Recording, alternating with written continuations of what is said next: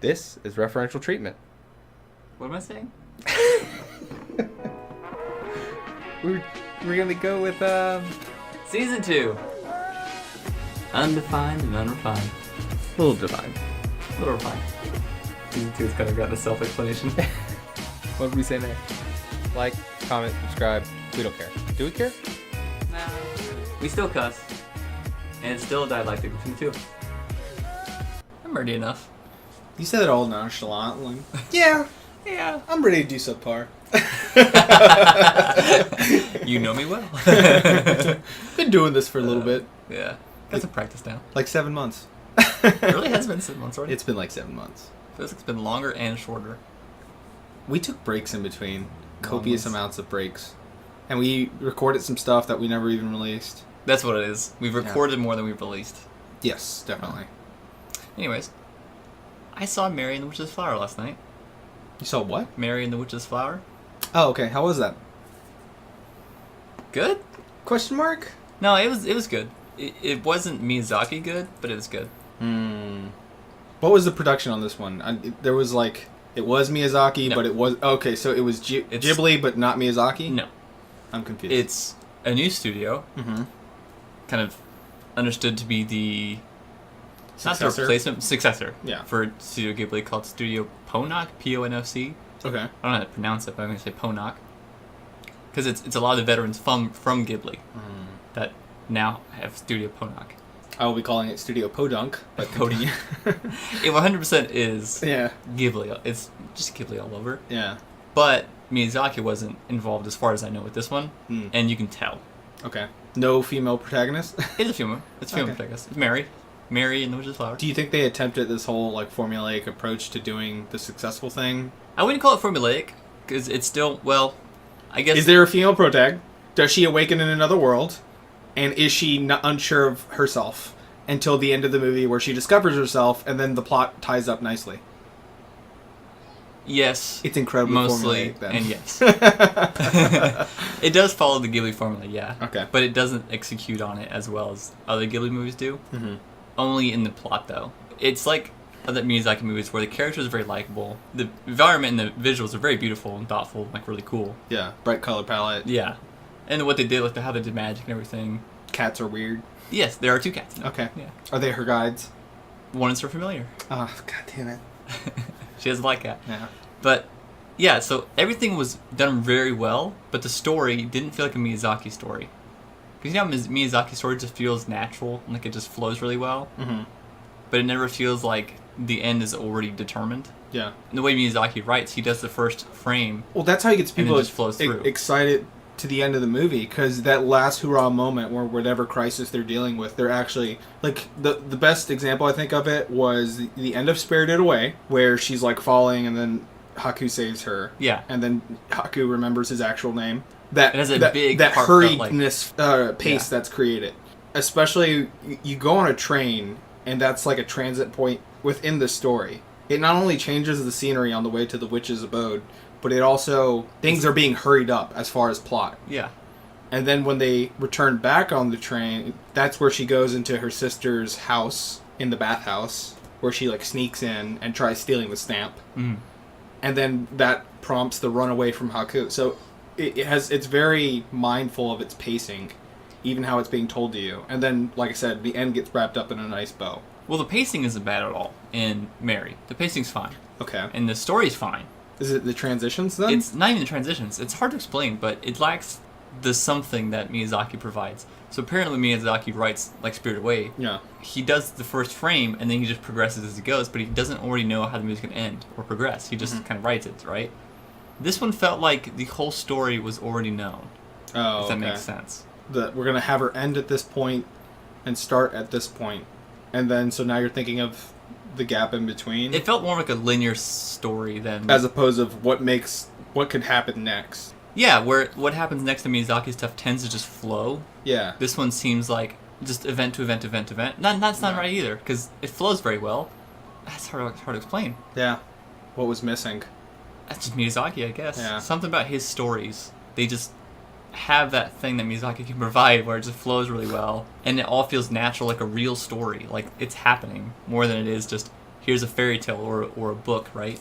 I think he does that with how he ties events in, because let's use Spirited Away because it's the one that people are probably most familiar with, but at the same time, it's probably the most it's the Miyazaki-est of movies. Yeah, it is. So you can look at that movie and stepping through the plot, she's transported to the bathhouse. She immediately tries finding her place within the bathhouse, which echoes throughout the story because she's trying to find her place as an individual. She's then put to work immediately. She does well at her work at the bathhouse. Or no, at first she's bad at it. Yeah. And then a visitor comes in. Well, some time passes where she gets somewhat good, I guess. Good at it. And then her caretaker. No, then No Face shows up. No Face shows up to the bathhouse and causes trouble. She's able to solve it, so immediately the community that she's been thrown into sees value in her. And her being recognized by others is the first initial step for her to feeling like empowered or whatever. And growing. Yeah, and growing up. It is definitely a coming-of-age story of her being thrusted in uncomfortable places. Because the movie starts off, she's moving to a different town. Yeah, it's a metaphor for moving. Yeah. And then being put in positions where people are depending on you, whether you should be there or not, but people are nonetheless. And whether you rise or you just let those situations crush you. So she rises to the occasion. Yeah. And then from the no-face moment, I don't remember what prompts her to leave to go see the other witch. Haku does. Yeah. Haku's like, don't trust the witch, she's evil. Yeah. Yeah, and then so she gets on the train to go to the witch to go check it out, and then the witch sends her back to the bathhouse, in which they the other witch has something that she has to retrieve. The stamp. It's her stamp, her seal of approval or whatever. So she is working for the seal of approval. It's a little on the nose, but so is Miyazaki. When really she didn't need the seal of approval, she needed her own approval. Yeah. Yeah. That's a good example for what Mary's missing. It doesn't touch to depth as well as that one does, I think. It's also like a growing up, coming of age kind of story, or like... Well, you could be coming of age and still not have a self-acceptance is what it is. Okay. Mary and the Witch's Flower is about self-acceptance mostly. Because first she's like, oh, I hate my hair, and like I don't like who I am, I wish I could change. And then she finds the flowers and stuff, and then she becomes a witch for a night. And those stuff happens, the plot happens essentially, but by the end she accepts who she is, and she accepts her hair especially. But it doesn't ring. Sounds like a worse version of Kiki's Delivery Service. So that's what people are saying it is. Okay. People are saying it's Kiki's plus Spirited Away plus like one other one. Yeah, like I say it's up there with those, but not reaching the same height, right? It's an honorable mention. Okay. But not as good because it's just missing whatever Miyazaki can provide there. That to make his characters ring true and like have that connection to them. Seem like they have a soul. Yeah. Mary and the Witch's Flower doesn't seem like it has the same amount of soul as those does. It does have a little bit. It's pretty good, but it's not quite reaching that peak. And it's a hard comparison, really. Like, it's a hard level to reach, really, to do that. You can see the parallels, but you don't know what's missing. That's such a strange phenomenon. It's a weird feeling. And this common consensus about it, too. Everywhere I'm seeing about it has saying the same thing, essentially. Like, there's nothing really bad about it. It's just missing whatever Miyazaki can provide, which is funny because now it's providing a comparison. Maybe your people are looking for something from it now. Yeah. Versus if they had never seen a Miyazaki movie and they went and saw this one, it might be a big deal. Yeah, they probably take it as like a very, very, very beautiful cartoon fairy tale. Yep. This one's also one that's based off of a book, like Secret World of Ariadne was, and then Howl's Moving Castle is too. Yeah. They're both based off of books. But even that, I thought that might be the reason why the story feels different than other Ghibli-style movies. Because there's stuff they have to follow. Yeah, from but the source material, but that's Ghibli not true. does the same thing and it still feels different than this. I don't know. I think maybe it just kind of gives more credence to how important Miyazaki is to Ghibli. Yeah. When someone can do essentially everything the same way, he's Japanese, but Stan something's Lee. gone. Yeah. I wouldn't say. I don't know. I would definitely say he's Japanese Stan Lee. Really? Yeah. Stan Lee's probably because I'm not ever into comics or anything. I don't see Stan Lee as like he has a big importance, but also he's another like Steve Jobs character. Yeah, it's another bit of that. Depends who you believe, but there's definitely some stuff that wouldn't have happened without him. He's no schmuck, but he would appreciate you saying the word schmuck too. You know he was in the army? Yeah. They had to make a job for him. Him and Ellis. Yeah. At the same time. They had to just straight up make a job for them because they didn't have an MOS that lined up to that. They were playwrights. Really? Yeah, they were in charge of recreational material and propaganda. That makes sense. Yeah. I can see that. If I joined the army, what talent what they base the job off of. Mine. Podcasting. Army radio. Good morning, Vietnam. Dude, come on. They've done that. It's been years. Good morning, Middle East. Well, I was thinking about formulaic approaches, and I was joking with someone at work. If I were to make a movie about Vietnam, when is the appropriate time to cut in Fortunate Son? How do you not... Do you watch Vietnam movies? This is like a classic rock song, too. I've seen a bunch. Okay. I just don't know I have Fortunate to Son. play Fortunate Son for you. I will pause this, play Fortunate Son, like the first 2 seconds. For some reason, House of the Rising Sun is playing in my head. Oh my God. And not whatever you're talking about. Alright. Never mind. I do know the song. Yes. Yeah. I could play it when we get pulled, but... Only a few seconds. Won't get pulled. Yeah, I don't think so. No. Well, I wasn't sure. A Anyways, few seconds. I was saying, at what point should I have to play Fortunate Son? Because it's going to come up in a Vietnam movie. It's almost required That's to. the station intro. Yeah. Every time. And then I used another example. Ooh, red, white, blue. And then I said, when I cut to the helicopters flying over, and they said, no, not when. You have to do it. So you might as well open with it. Then I have to play Ride of the Valkyries while the helicopters come in. They're like, at what point are you just remaking Apocalypse Now? I've only seen the Because first half. That's the only half you need to see. Really? Yeah. I didn't know it's 2 discs when I got it from... That's the only movie also I got from Netflix when I actually send you the discs. Wow. That's the only one I ever got. It's a great movie. I saw 2 discs, I was like, oh, I'll watch this. I put the first half in. I didn't want to watch the second half. Okay. Like, it wasn't bad at all. I liked it. No, it's not. Just, It's a good movie. I wasn't driven to watch the second half. There's just some people are all about it. It's usually the generation whose fathers got home from Vietnam. For us, it's so far back, out of sight, out of mind. But if you were growing up during the conflict and you didn't understand it, like I'm sure one generation back from us, maybe your dad, they were too young to go, but it was something that affected them. So they were like, I definitely want to know more about it. So I'm guessing that's why people of our age want to know about Benghazi, Afghanistan, Desert Storm, Kuwait. I don't know any of that. Okay. I guess I have zero interest in Yeah, it. just Middle East conflicts. Never really came up. Wow. You know in China they still can't teach, or reference Tiananmen Square? Yeah, it's still legal. Yeah, that's crazy. Well, they killed a lot of people, and they don't want to talk about it. Yeah, well we did too, but we're able to talk about all of our shit. Yeah, that's true. It's just the contrast and what you can and can't cover. Speaking of communism, my pants are communist. Little Chinese kids made these. Yeah? Yeah. Where'd you get them from? China. No, did you order them directly from like Alibaba or No, something? from Amazon. Okay. My fucking favorite thing about these pants. I bought 12 pairs of pants because they were so dirt cheap. And I'm sure they're dirt cheap because little kids made them. Yes. One of them... So I didn't pay attention to branding when I bought them, but one of them, it's jeans brand jeans. They just say jeans on them. Yeah. That's hilarious. Oh, China. You can't have a brand jeans. And there's no trademark symbol. Or there's can no they? nothing. It's amazing. There's no copyright or trademark, Yeah. nothing. It just says jeans on it. You can't copyright jeans, man. It's so great. All the other ones have the label that says, like, just some word, right? Yeah. Some random word. And then the Chinese symbols below for the real brand. That's great. They're so cheap. And they feel like curtains. You can feel it. Yeah, that does. They feel like curtains that They are do. just torn down and just sewn into pants. Oh, by the way, where I was going with that whole making a Vietnam movie and having all the trappings of a Vietnam movie, what if you did that, but then didn't make a Vietnam movie and used the entire premise and formula and pieces of something else to make an entire differently set movie? It's like a rom-com? No, just like make a space western, but instead have all the stuff that you would do in the Vietnam movie as like, what do you call it? Tropes. You would adapt the tropes of something else in a place where it normally doesn't belong. Like a rom-com. I guess. Yeah, because Imagine Fly the Valkyries all for a rom-com. all the tropes for romance movies were forced into an everyday comedy, and that's how we got the genre. Yeah. But I'm saying, like, instead of having the helicopters fly into spaceships, right? And they're saved from that, and they crash on a jungle planet, as opposed to actual Vietnam, where they run into normal natives and get into a conflict with them when they really have no reason to be there at all. And then you could do stuff like play Fortunate Son. Isn't that how bad movies are made? I don't know. Because I feel like that's how bad movies are made. I've never made a bad movie. Because so. really, the tagline would be, it's whatever Vietnam movie in space. And that's what the entire selling point would be. Well, I just think if you focused more on making a good Vietnam movie... Where the setting's just different. Yeah. Which is why I think people like Avatar. What was that? It was something like that recently where it was... Like, it was 100% tropes, but it was just done really well. Fuck, I can't remember what it was. Was it Western? Maybe.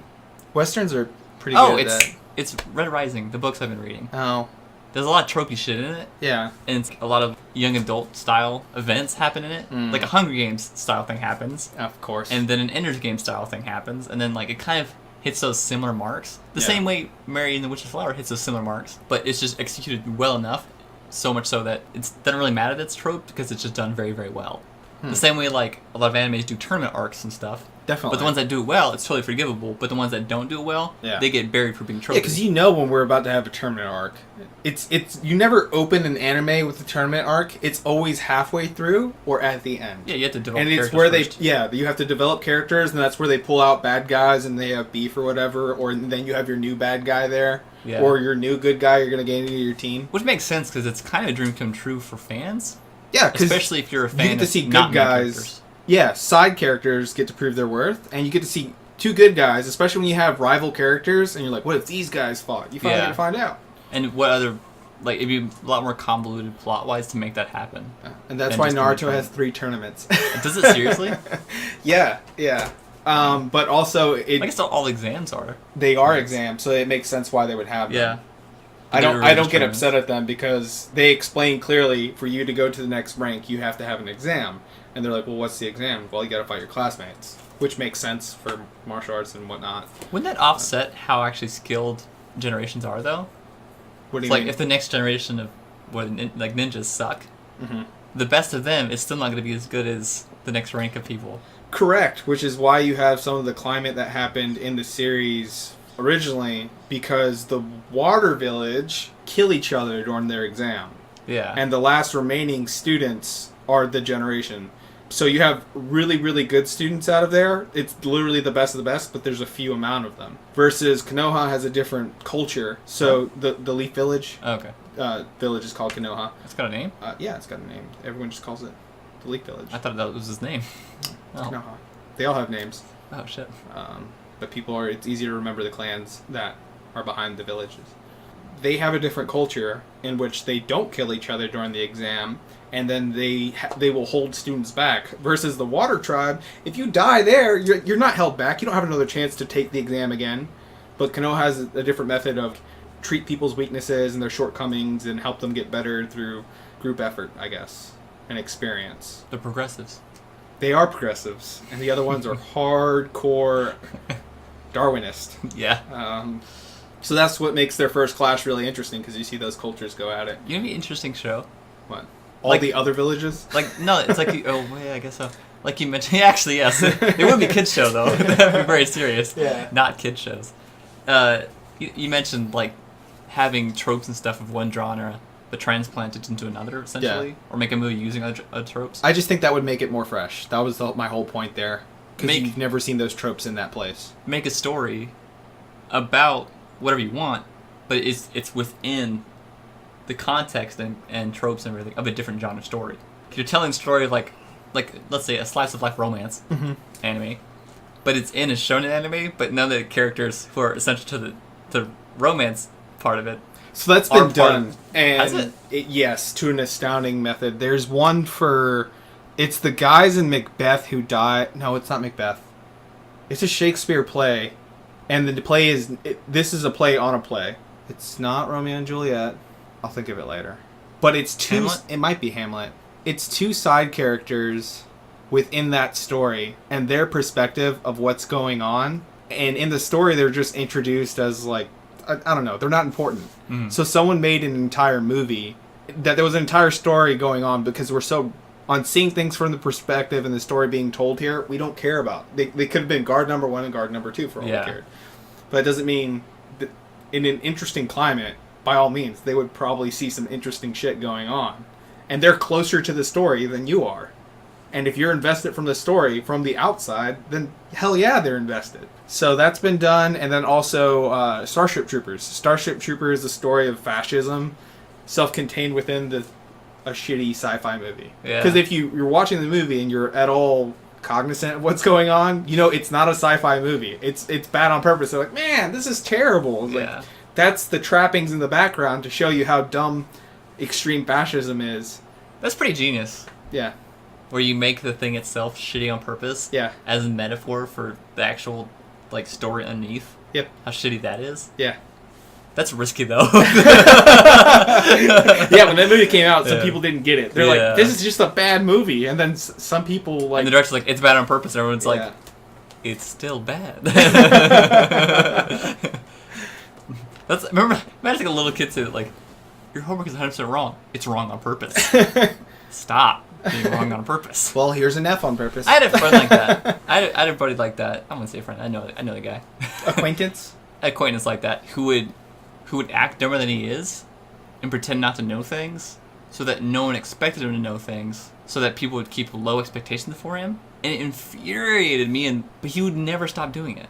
And like we'd like ask him questions, he'd act like he didn't know. Like, dude, I know you know this. I told you this answer before, and I know you know this. He's like, and you can finally get like, okay, yes, this. I don't know why he would do that. Like, what would make someone be so afraid It's of got to be a home life expectations thing. to do I it? guarantee you it's a home life. Yeah, and it's something that everyone says like, oh, that guy, yeah, he's lovable, but he's an idiot. Like, no, actually, he's not an idiot. Like, Or maybe he likes that response. maybe this is like the character he likes being. Maybe it didn't work on you, but to everyone else, it seems like it worked. Yeah, I guess all the people who actually don't know him at all, or like know him very well, they see that and they assume that's actually how he really is. I don't know why he likes that though. Like, what about it? He wants to. It just feels like it'd be like a lot of effort. I don't know. Because there's a lot of things where like, even employers will think he's a fucking idiot and won't have him do anything important or like have any value. But if that's where he's comfortable, maybe it's worth the effort. I guess, yeah. If he likes, I don't know. I'd see it as like holding yourself back. Because I know someone who's the exact opposite, and everyone knows he's smart, and he's crushed by existential dread at all times, and his life just seems really stressful, and I'm glad I don't have it. Yeah. But to everyone else, they're like, oh, that guy, he had like a 4.0 average going through high school and everything, and really clever guy. But whenever I talk to him, he's just freaking out on the inside of him. Really? Yeah, every time. That sucks. Every time. I was in that perfect spot where it's like I was around those people, Yeah. but I was never those people. It's Yeah. like, oh man, I was like the bottom of the best. It's just the best place to be. This guy was like either number one or he didn't try as hard and got number two. Really? His entire Through life. effort? Yeah, it's effort and natural talent. He had both. But it kind of gave you my answer on if you had both, what would happen if you... Maybe it was just for him, but Yeah. it constant pressure. He has his doctorate now, Well, there's a third and element he's my to it. age. He has a doctorate. That's pretty impressive, actually. Yeah, so he's 100%... But what does it cost him? Like, really? Well, now I'm just like, so how's everything going? He's just like, I don't know how I got here. He just kept doing what everyone told him to keep trying really hard. Yeah. And now he has a doctorate in engineering, and all he wants to do is draw comics. That's funny. Yeah. So there's a third element to it, Specifically I anime. think. And I think there's a third element that people forget about a lot. There's talent, there's effort, but there's also will. And I think the will is important that people don't I think remember. he had will enough. But the will to like put up with and stand like the pressures and the stress that comes with putting effort in and being talented. Because there are people who are extremely talented, but they don't put effort in, and they're not willing to deal with being the requirements that take to actually execute on talent. Mm-hmm. They're very talented, they just refuse to take part in it. There's people who put a tons of effort in, and they have the will to deal with success, but they don't have the talent, so they'll never be that good, really. Yeah. Well, you I think you usually need see all those three. people at not even the cusp of being a professional at that thing. You see them at the top tier of stuff, but they will never be number one. Like Comic-Con artists. Yes. Completely. Actually, there's some really talented people. And Well, part that's of the that whole is thing. luck, They could be talented. They clearly have the will, Yeah. but They put the effort in. They're Yeah. dealing with the pressures and like the heartache of not being successful yet, but still trying. Yeah, I feel for them. Some aren't that good. a lot of them just don't have original characters. If they would stop drawing other people's shit and make up their own shit. But even with that, to be successful, you still need to know someone who's a good writer. That's a really great accessory skill to good writing. Yeah. But to stand on your own on just stills, good luck. Yeah, it seems like the market. Because you're not even an animator. You're literally just producing stills. It's not big enough market to just take off that way. And it's grown and it's not big enough. Yeah, and since like there's so many people doing that, Yeah. it's not. Yes, it takes a lot of effort to become really good at it. Like podcasting. But the entrance to it is not that exactly. Yeah, kind of like us too. We're in the same boat, I guess. Oh, man. It doesn't. The buy-in isn't that steep, and it doesn't take that much effort to do. Yeah. It takes a lot of effort to get good at. We also don't have the The full sound will floor to is make big. this as good as it could be. Because then we would just cast like 3 days a week. Yeah, that's true. And then we would circulate it more. We'd put a lot more effort into like spreading. I think that's our biggest thing. But even that, like, so the whole thing about production, at least the way I've heard it explained and the way I like to think of it is, make stuff that you would want, and if you're going to be entertaining, make stuff that would entertain you. Yes. And then hopefully there's just enough people that happen to come No, there across will it. be enough. Every time. Yeah. And just hopefully there's enough people that happen to come across it and like it, that it'll do whatever it's going to do. In this day and age, if you're putting your full effort towards that, it will happen. You think so? I think so. I don't think so. No, I think if you make a genuine product I think there's plenty of people who with put a lot maximum of effort, then they're missing. They just don't know what they're doing. I really think it's impossible to make a good product with the sheer number of people on the internet. Because I've been to some really. That's the problem, though. No, I don't think that's the problem. It's I think a that's what double-edged enables sword. it. Not double-edged. What's right? What's wrong? That's not a bad analogy. Catch-22? Sort of. It's a blessing and a curse, with there being so many. Okay. Yes, it's a huge audience, but now also it's a huge sound floor as well. It's very loud. Meaning there's a lot of people trying to perform on the stage. That's true, but I'm saying if you have a genuine product that's good, that you actually spent the appropriate amount of time on, people will make time for it. But where that definition lies... Well, that's the whole thing when you It's have a variable by massive sound person. floor. You just got to make yourself, you got to up the quality. If you want to look at this as like a drug lord perspective, that's the answer to that every single time. It doesn't matter if there's, like I was explaining to you brakes, and you were like, man, there are a lot of brake lines and brake products. I was like, yeah, but there's only one Brembo, because everyone knows good shit, good quality. And then from there, they're like, well, who's the second known to Brembo? And I'm just like, it's probably StopTech. Why? Next step down in quality scaled with money. And then you could ask me, I could maybe name 2 other brands that I would put on my own car, but we kind of earmarked them at levels of quality and what you're willing to pay for it. And then everything else might as well not exist to most people. So quality in that sense, yeah. But So with for your- entertainment and for like performance stuff, I still think you can mark think- that with quality. yes, quality, but like there's a bigger definition of what quality is and entails. Yeah. So mechanically quality, like you get performance, price, all that stuff, right? Mm-hmm. For entertainment and kind of performance and stuff like that, quality is now it takes in more than just the performer. It's also the audience of what they define as quality. So we had this discussion at work a while back about, well, does the audience have a say in what a performance is, or is it just the creator who has a voice in that scenario, right? And I think this goes back to my perspective on it, because you have a very mechanical perspective on things. I have a very artistic I think so. Maybe, yeah. In that, even if you do everything possible, like let's say we bought the best mics there are, the best PC hardware there is, the best way to upload and distribute things to lose no quality, everything is technically as perfect as we can make it, and we have the best that everyone else uses who is very successful already.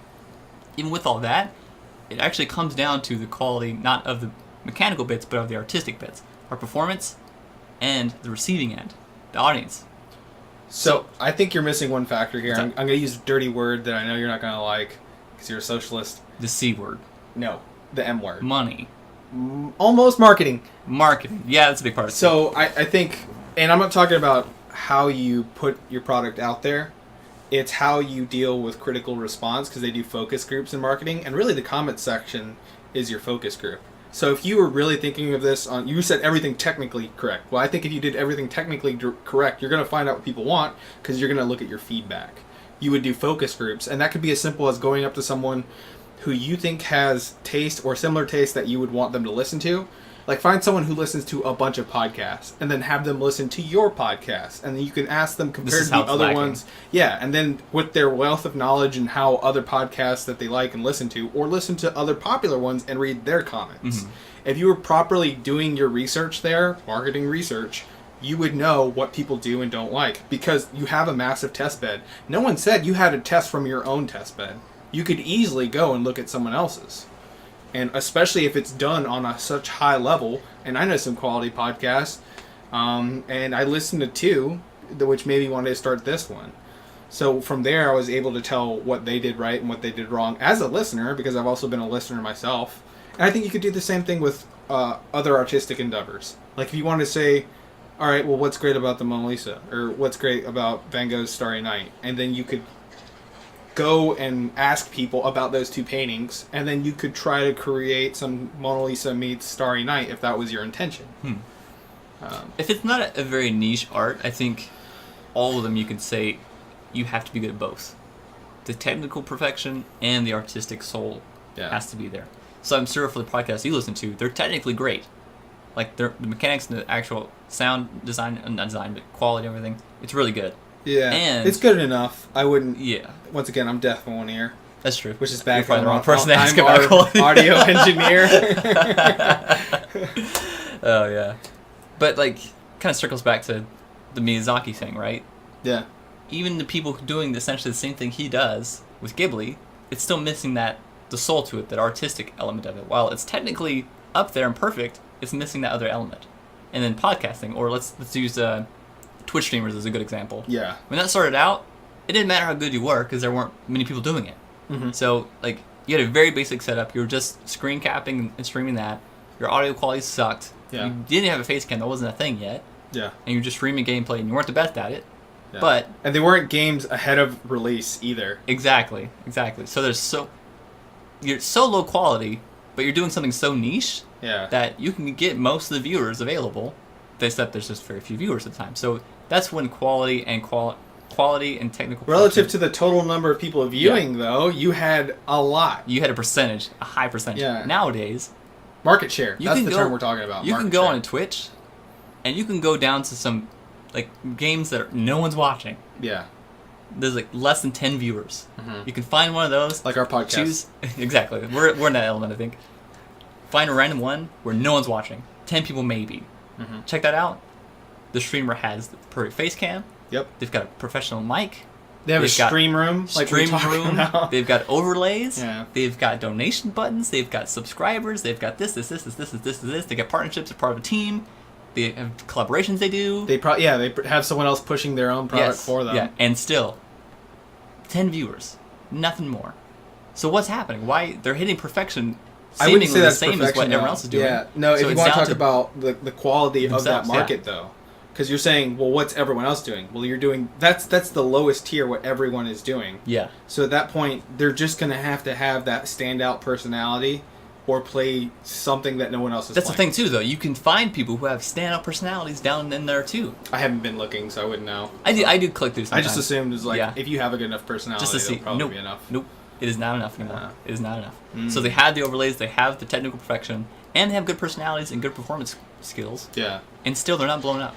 It's Yeah. just such a huge market now that I have this theory now that just came up 10 seconds ago. Okay. I think there's a Lay this tipping. 10-second theory on So me. it goes with what I said earlier about the audience being important for art now, Yeah. and I think it has been for a long time. But things go in waves of what's popular and what's not popular, Definitely. and that's kind of success of what's popular, quote unquote, now, Yeah. right? Like showing people what's the big way. now. That's success. Mhm. Like, okay, let's use that example. That right now is the I funniest don't know if shit they apparently. heard that, so I Go ahead, should- say it again. What are you talking about? Showing people the way. No way. The fucking Yes. rat meme thing going on. Yes. That's not rap. He's an echidna. I said rat. Oh, echidna. Just not a rat. Echidna. That's a perfect example Yeah. of if you saw that by yourself, no Mhm. one mentioned it to you. Yeah. You came Stumbled across it. Yeah. stumbled across it. You're the first one to see it. Yeah. Would it be that funny? I think so. You think so? Yeah. I don't think it'd be that funny. I find bottled racism hilarious. Probably a bad example then. So yeah. My favorite show is Black Jesus, so I don't know. You're asking the wrong guy. Okay, you're the wrong person to ask. Yeah. My point being, Yeah. that I think some things, if you subtract any outside influence, Yeah. a lot of things by themselves aren't as good as they are, if that makes sense. Like the Mona Lisa by itself, without any outside influence, without a billion people telling you as you're growing up, this is the most perfect painting ever, whatever, Yeah. right? If you didn't see it in a fucking museum surrounded by all these other amazing paintings, without outside influence... By the way, I thought of the word you were thinking of, not to cut you off, but icons. If something wasn't iconic, and Not if yet. some, Not yet. Oh, okay. Close. That's a close idea. I'm getting there. Without outside influence telling you how good the Mona Lisa was, how good would you actually think it is? Without any influence, right? I would think it's good. I wouldn't think it's legendary. Right, and like a lot of it comes down to your exposure to whatever it is, Mm-hmm. and it being not just the example you have in your hands, but previous examples as well. Yeah. So like a cave painting, when you've never seen anything like it before, we're like, what the fuck, holy shit! But then you go to Mona Lisa, it's like relatively, Mona Lisa is a lot better than a cave painting. Yeah. You have to think about what came before it. I Right, get and that. it's all relative. So I think, yeah, like a Twitch Stream? streamer Yeah. with 10 viewers now compared to Twitch streamers with 10 viewers when Twitch started, relatively huge difference. It's Yeah. just the market there's different, which means the market is the audience. The audience is now different. The audience has changed. Mm-hmm. So on that, I have a word for it.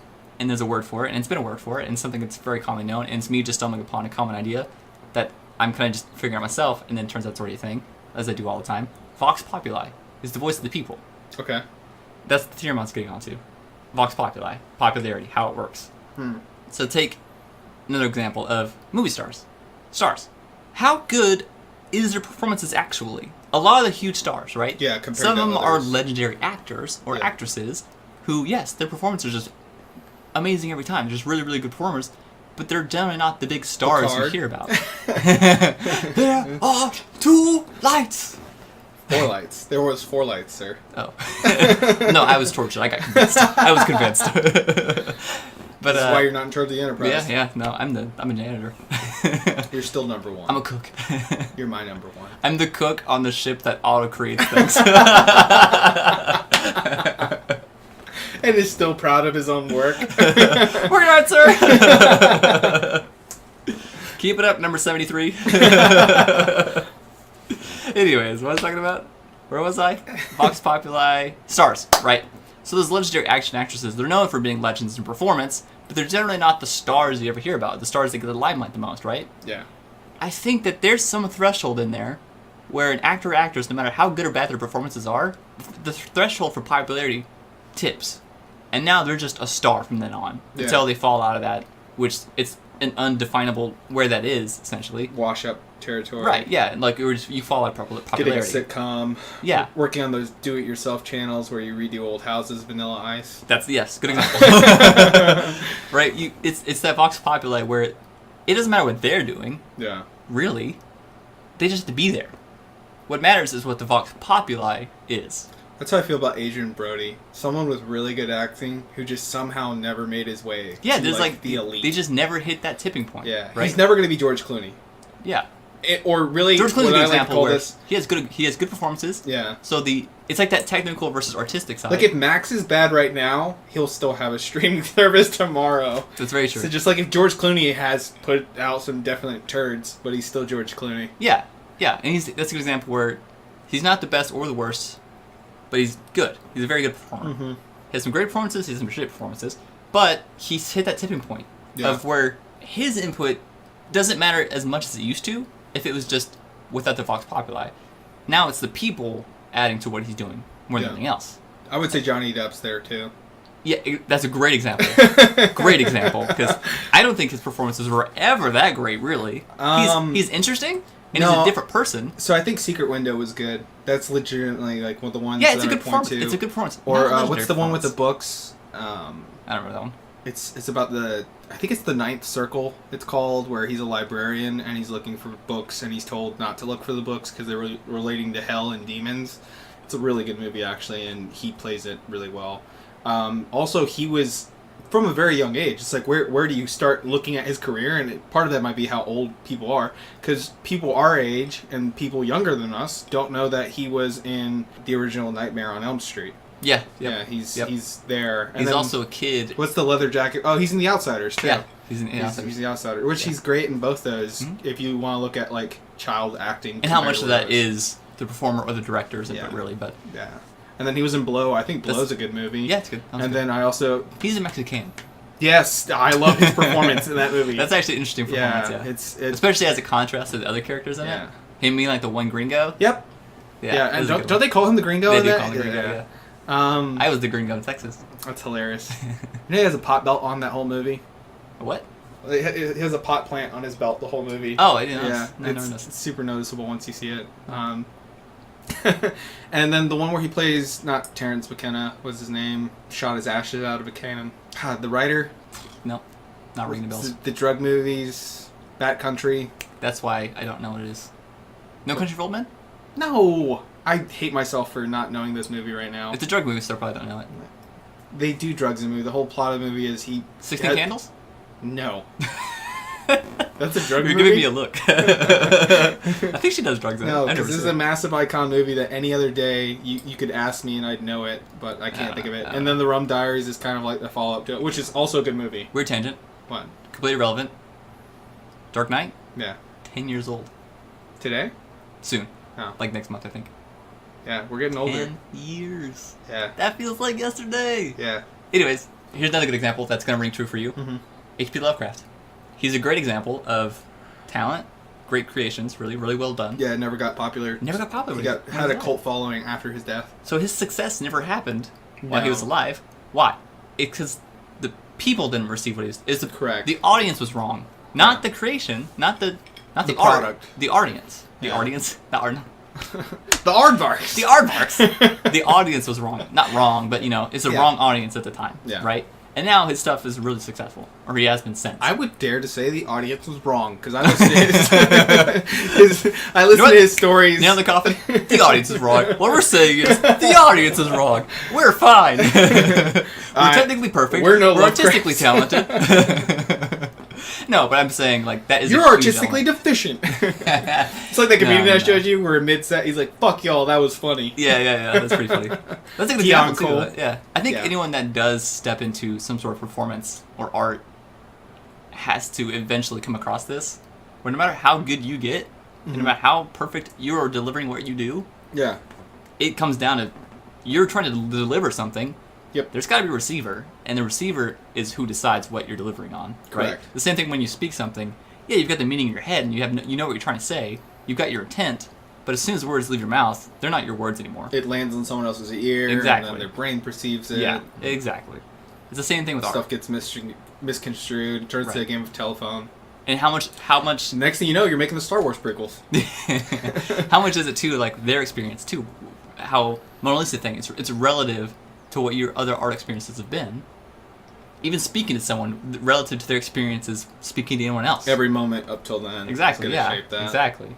So, all leading to, how come when Gohan punches Cell, he pukes out Android 18 just fine, but only Yeah. Android 18? Because Has it been too long? Has he just Krillin- digested 17? Krillin needed his waifu back. Yeah, that felt Um, very okay, gotta keep that character. Yeah. Which I would have kept 16. He had a sick mohawk. 16 was awesome, yeah. He's such a good character. He is. Like a pure character. Did you see the Dragon Ball Z Fighters final release bad guy? You mean Majin Android 21? Yes. She's got a cool moveset. You know what her I don't thing give a is? shit. Why is she Majin?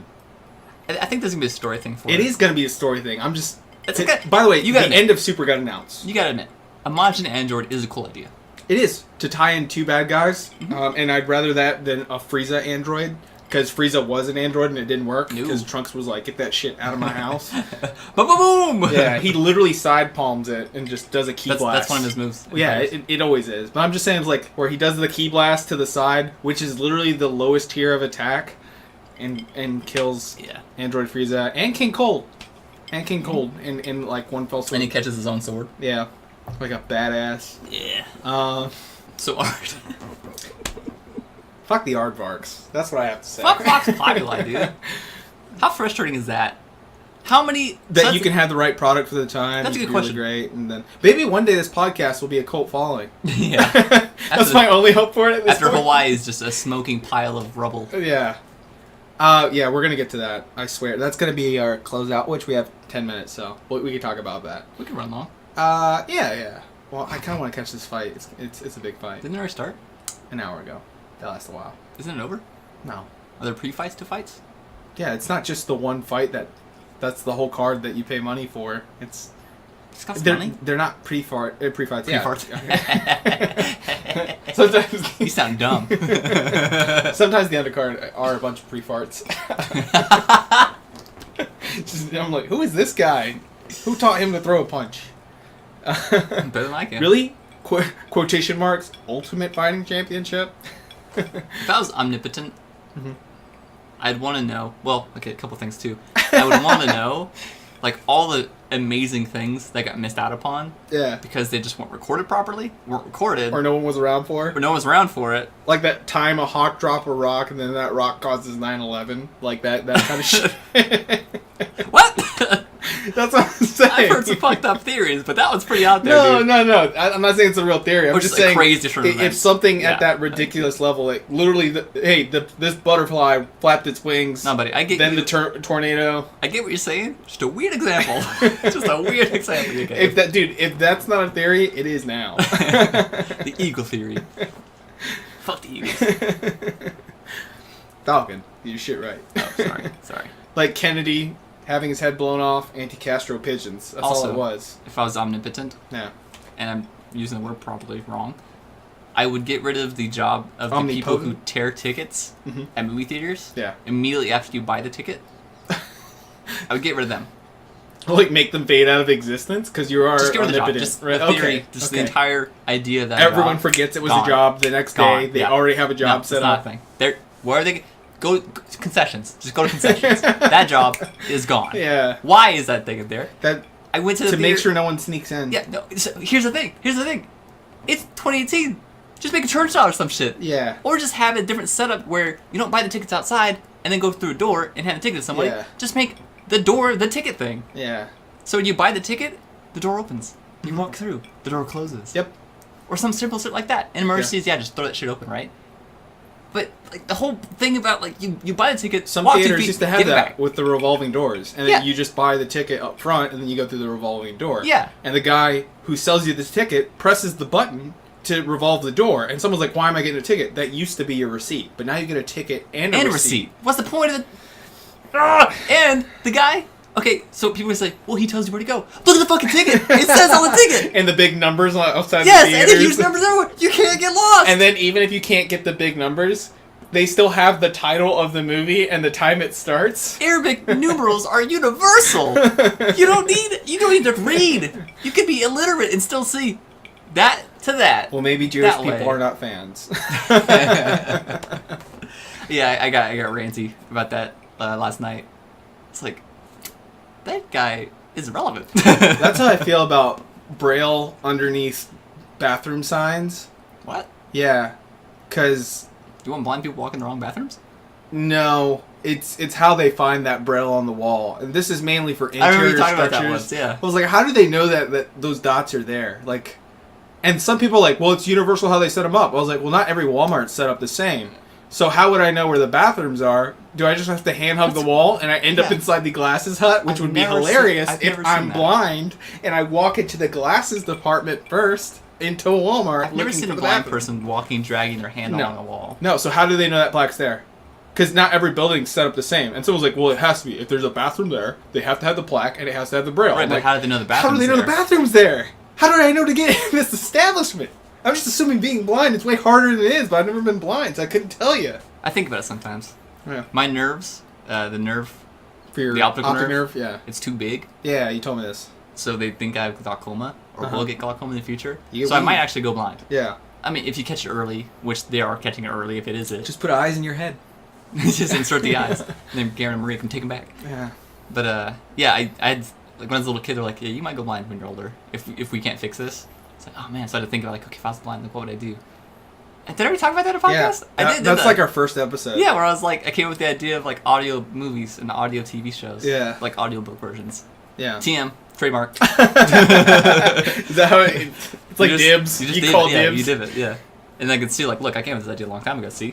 Play. That's basically what a patent is. I found out Marilyn Manson owns the Thunderbolt symbol that's used on like toasters and appliances, because he had a similar symbol coming out of a microphone for one of his old tours, and then when he went to go trademark that symbol, they're like, "Oh, do you mean this one?" He's like, "I do now. I'll take them both." And then so now he owns both symbols. Yeah, because Gene Simmons owns the money bag. No one called dibs on that, so he's like, "I want to patent that." And they're like, "Yeah, no one's done it." That's so. kind of horseshit, isn't it? Oh, it's 100% horseshit. But if I ended up rich through that kind of method, I'd be cool with it. Oh yeah, of course. If it's to your benefit, you So that's what I'm support it. saying. Like, if you're about to slide it, just imagine you got to be the guy who called dibs on that. I think I'm idealistic enough Yeah. to be dumb enough to not take that. Yeah. But then again, most people live in a society in which they would not say no to $50 million, and they would do. I was full just thinking about season of the Chappelle. Show. I was just thinking about Chappelle. But though, also you gotta think. I bet in the back of his mind he thought, I'm just a good enough comedian though that I can probably bounce back from this and make more on the end of it.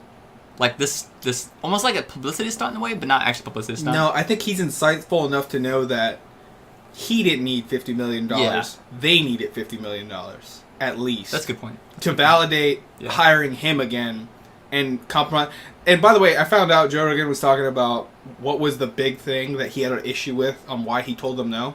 They wanted him to stop using the N-word. What? Yep. They wanted him to stop using it because it made him less marketable, they felt. And it made his show harder to be accessed Did it make the show even less marketable? White people. There be no show at all? Yeah. Which is funny because if you saw his last special, you noticed that the front row center tickets were a white couple. Yeah. I love when he points out the white. Like, yeah. What was it? Is it weird being? Is it weird being the white people? The only white people in the entire row? Yeah. Be honest. Yeah. Best seats in the house. You know why? You're doing the money symbol, money rubbing hand symbol gesture. You did a gesture. I actually don't know. By the way, do you know how to use those Dark Souls or any PlayStation gestures where you're like moving the controller? It just doesn't work that well. It just doesn't work that well. Oh, okay. I've tried so many hard. Everyone's tried. Sony tried the most. I did one on accident. It's about like pre-Wii level of motion control. You know they have infrared. This is infra pink. It's not quite there. Infra pink. It's trying. Almost there. What's it doing? It's best. Are my pants infrared? No. They're pretty red. Yeah, they're pretty red. Communist red. Trust in your pants. Child labor red. They were white when they were making them. I feel a bit bad, but I got a white pair too. That's one where the kid didn't fall into the loom. No, they just saved that 15 cents of labor by not dyeing the pants. Sell them. Oh, man. But if they make quality products and it helps them with their day, I'll wear those pants. So what do you think we're missing? I think it's just we haven't tried circulating it, seriously. Technical artistry. I'll tell you about my big epiphany word, by the way, before I get to that. Wait, hold on. You said something earlier that you're like, oh, I got that word you're looking for. What was it again? And I said, we're getting to that. Icon. Icon. That's how things become icons. Yeah. An icon is what the Vox... Who defines what an icon is? People. It's the people, yeah. The Vox Populi. Culture. The Vox Populi defines icons. Yeah, you're iconic once you're part of pop culture. Yeah. See, we got there. Yeah. Someone's going to take headphones off. She's like, they just went an hour about the most basic ideas of popularity. Well, we're figuring out how to be popular for the first time in our lives. No, we're figuring out why we're not popular. Oh, yeah. My mom thinks I'm popular. You just know names. Yeah, me, Tim, Eric, Jim, Rance, Rick, another name. Barry. So you Ben, combined two? Lance. I think I combined Rick and Lance. I know, I've heard this rant before when I'm trying to think of a name and you just start throwing names out there. I love doing that. It never gets me to the right answer. It doesn't. I usually know the right answer too. This is the best part. Hunter S. Thompson is who I couldn't think of earlier, by the way. Who? Hunter S. Thompson. I know the name. Johnny Depp spent money to shoot his ashes out of a cannon. Ah, he wrote a bunch of books. The way he said that, it sounded like he did it after being shot out of the cannon. What was it? After the aww. Now I'm imagining Johnny Depp as Captain Jack Sparrow. Fear and Loathing in Las Vegas. That's a movie I couldn't think of earlier. I've never seen it. It's an amazing movie. This is like one of the rare times that all your references I don't know. Yeah, full of references, man. That's what we do. We don't treat anyone though. We're giving things reference treatment, which today, what we gave the reference treatment was the idea of popularity. Yeah, that was fun. And it's me ranting. It is a lot of coming to a very common knowledge, understanding of something that should be well known by now. Just not to us. As me being idealistic and getting mad about it. Yeah. I don't think you've gotten this mad, other than ticket people. Also, good. Okay, good. You're back right time. If I was omnipotent, yeah. I would also get rid of plastic forks, plastic spoons, napkins, and paper plates. Plastic specifically? And cups. Okay. Correction, not all cups. Everyone would get one of each. And not a napkin, you get a rag. And you cannot have another. Ever. That's your spirit rag? Maybe it's metal, or whatever material will last, titanium, I don't care. Dude, you do not get another. You're a very thoughtful god, because I got a soul that I don't even fucking need. I would definitely love a spirit rag. Like a spirit scarf that I would just wipe my mouth with eternally for the rest of my life. I'm assuming the other end is for my ass. One side for face, one side for ass. Yeah. You only get one. You only get one. Self-cleaning, Could you imagine of that course. too? Like, if that was reality, all the old tales of the Greek gods would be gone, wiped clean, and there'd just be ancient Greek tales of God descending into me saying, "Use your fucking rag! You only get one." How sad would it be if the length of your life was metaphorically represented in the scarf and old people barely Yeah. have any left? Yeah, you got like a thread left. Yeah. And when that last thread breaks, you're dead. You're dead, and Yeah. then Angel You rises with a gold scarf to the heavens. Sin and punishment is you losing your fork or spoon. No! You're a bad person, you lose the knife. Everyone needs the You knife. break a commandment, I'm taking that goddamn fork. You eat with spoons for the rest of your life. Thou shalt not think about communism. Give me it all. You murder someone, there goes your knife. Oh. And it's let's a combo clarify. of butter and steak. Knife, fork, and spork. You can't be trusted with anything sharp. No, it's fork, spoon, knife, 1 cup, and it's a standard size. You are not getting big gulps. Fuck big gulps. No. Oh, An everlasting man. rag. That's it. Nothing else. Dude, this would make a really great indie game. And if some motherfucker tries to invent their own cup, Yeah. no, smite you. Smite you, take away your cup. Yeah. You made paper. That's fine. Write shit down. That's cool. Don't write too much. Go ahead, write. You wiped some of that rag? Or that paper? I'm coming down. I'm coming down hard. That's great. Yeah, no, I don't like napkins. You don't like consumables. That's what. No, I don't like wastables. Consumables, fine. A lot of consumables. Yeah. Food's a consumable. I would, if I was God, I would critique people's art. And if I didn't like it, and everyone moved on throughout time, where it's like, yeah, whatever happened to G-Eazy? I'd be like, G-Eazy's art never existed. And then Done. just like that, done. I don't mind Jeezy. I'm not gonna destroy G-Eazy. No, I'm saying if the Vox moves on from him, and then his Oh my God. Wait, and then his contribution. Oh my you. His contribution seems insignificant. I'm like, yeah, we don't need that.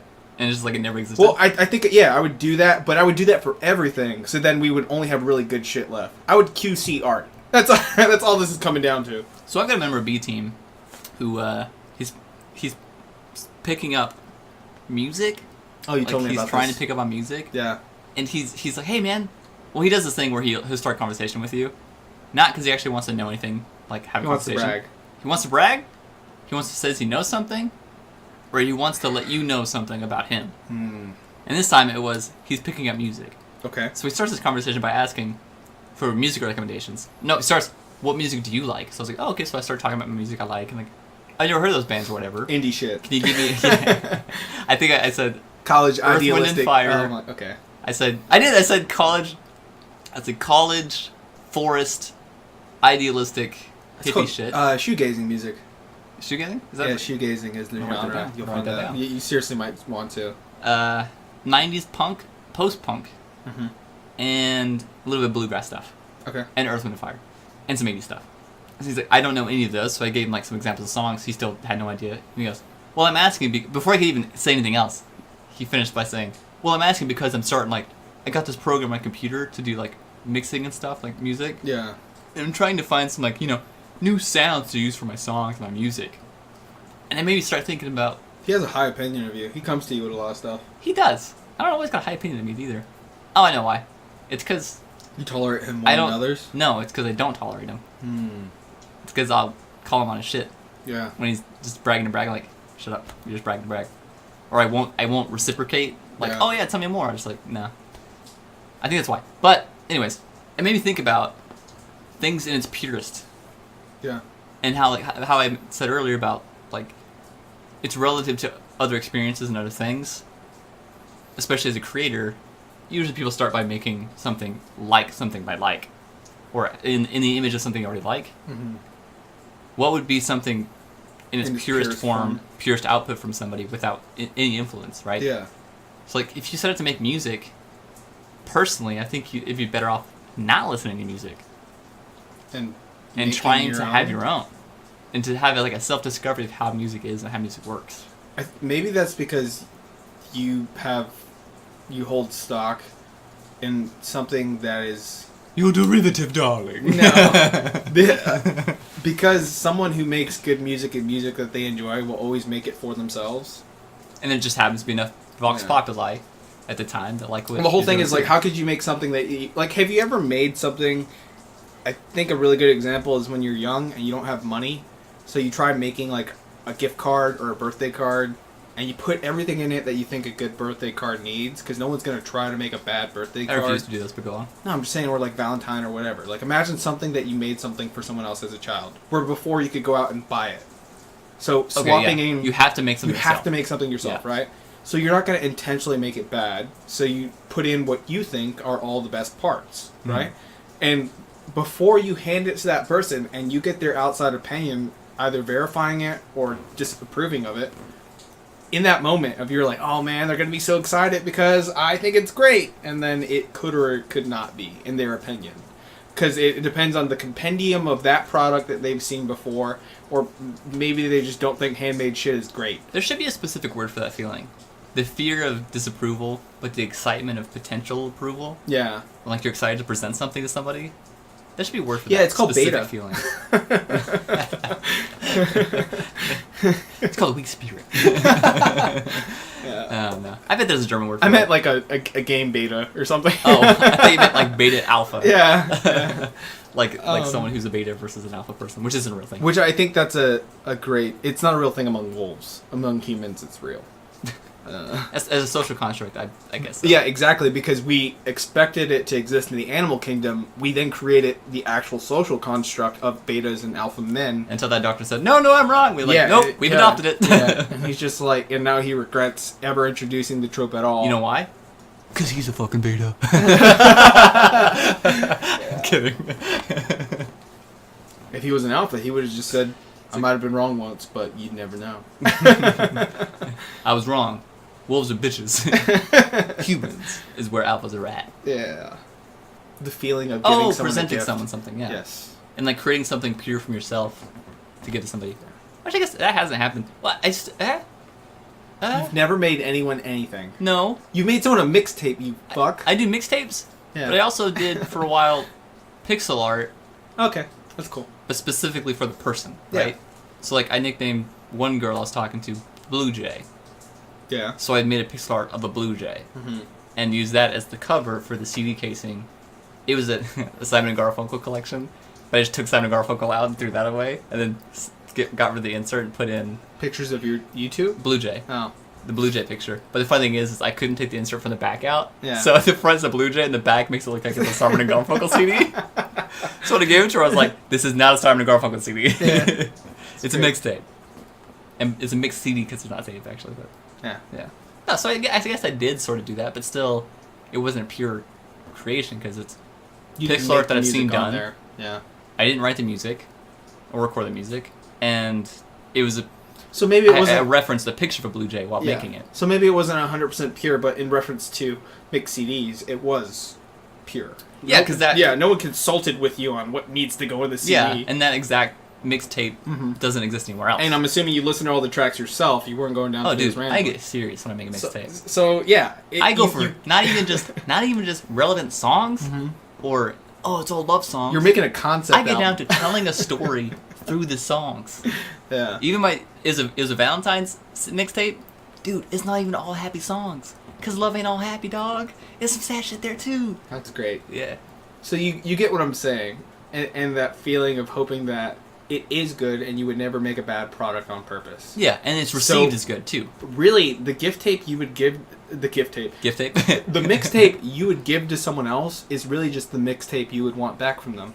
I wish, man. If a girl is jacked, and makes me a mixtape, that tells a story like you God. would, Yeah. you'd be like, oh my god, I would do this too. I can read into it. Why? They'll never be as attractive as yourself to yourself. That's true. Woman me! Actually, no. A better version of me as a woman! Oh, God. Oh, sweet tea. What? Sweet tea?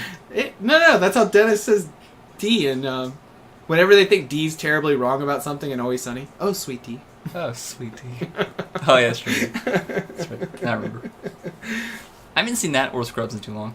That's because they took it off Netflix. Yep. I think we said the exact same thing the last podcast, too. Yeah, it still hurts. I just need to buy it. I used to have the entire set, but it was the Of standard. Scrubs? It was standard. Does deck. it just make JD's hair? No, It no. should. It's just like the normal cover arts. Anime does that better. It was standard def though, so Yeah. I might need to just bump that shit up. Yeah, it's just like one Blu-ray disc now. I hope so. I hope so. And even that, Blu-rays can hold so much more than they put on those Blu-rays. Guaranteed. There's so much more room. Yeah. Put the whole series of things on there or something. Come on. Definitely. Come on. Like a good example, Kill la Kill. I was gonna buy the You're Blu-rays telling of that. That's just like $40 per disc, and it's 2 episodes per disc. So not everyone does that, by the way, because I definitely have a fuck ton of Naruto that came together, like entire bulks of seasons. Generally, it's done that way. And Bleach. For the specific purpose of supporting the studio. And people know that. It's very obvious. Yeah, I think that's more for like singular products where it's like, this is the only thing we did. Yeah. And Studio Trigger only has like 2 or 3 series they've done ever, so. Yeah. Versus like Taikubo's like, I don't need any more money. I don't give a shit. They're loaded. Just, you want that? Alright, here it is. You buy it. Yeah. But yeah, that one specifically, if you buy the... Generally, if you're buying the DVDs or Blu-rays for an anime or show, you're supporting that studio. Yeah. You're doing it directly. Yeah. I do that with games. There's no other way to buy games. What? Yeah, you could just wait for Steam and then wait for them to get marked down and released in bulk. That's it's true. like, get Bioshock 1, or get the whole series. Is there a way to buy games directly from the publisher? Yeah, if it's an indie studio, but now they just the platform for that is Steam. Yeah. But originally... Oh yeah, I guess if you go to the website and like buy directly Yeah, from but back in the day, you would go to Walmart and you would actually pick out your game on the rack, and then you would go pay for it at the register. What are you really paying for Steam then? Like, their cut of it. In Steam? Steam's cut. What are you really giving them the money for? The accessibility. And then also knowing that it's not malware. That's true. They go through like a stringent, like, is this malicious in any way? And then also same day download as opposed to like imagine we were a studio. That's gonna be so loud. Oh yeah. Yeah. My phone went off. But aside from that, imagine we were a developer studio, which we kind of are. What? This podcast, we develop it and produce it and make it. Yeah. Studio. Yeah. Because we're not getting better. We're not developing anything. We're producing things. Yeah. So, so if you think about it in terms of, I totally put it on silent. It just doesn't care. Case in point. Back in the day, before YouTube, you could argue what's YouTube's cut of stuff. We would have to create our own website and then make like some kind of graphic interface where you could navigate the videos. It's just having a certain amount of the work done for you. Program in some player. Yeah, that's the point of a platform. It's something you build off of, and it becomes modular, as of having to start from ground zero every time. It's the cornerstone, and if you can always start off with a cornerstone, do that. That's a good point. We didn't have to invent microphones or Audacity. There is something romantic about frontiering stuff, but also frontiering is really fucking hard. Like Monster Hunter? Yeah, like Monster Hunter, man. So if you could start off at Worlds and you didn't have to play through PlayStation 2 games and terrible cameras like me, do that. Someone's done it for you. I will tell you you're better for it, but also you're not. I will be the least about it, but I'm happy you didn't have to experience what I And at the very least, we'll close out on this. If you can listen to better podcasts and not have to start off with ours as your first subjection to podcasting, do that.